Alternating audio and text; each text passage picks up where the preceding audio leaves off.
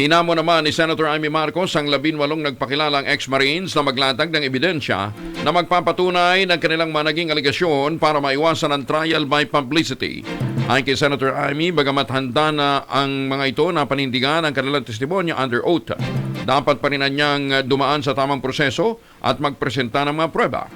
Giit ng senadora, hindi maaaring mayuraka ng walang kalaban-laban ang pangalan at dangal ng Kongreso dahil lamang sa aligasyon ng mga naturang dating Marines na nagsilbi bilang mga security escorts ni Ginoong Saldico. Nilinaw naman ng presidential sister na ang kanyang pagdepensa ay bilang pagprotekta sa institusyon na niya'y nagsisilbing boses ng bayan.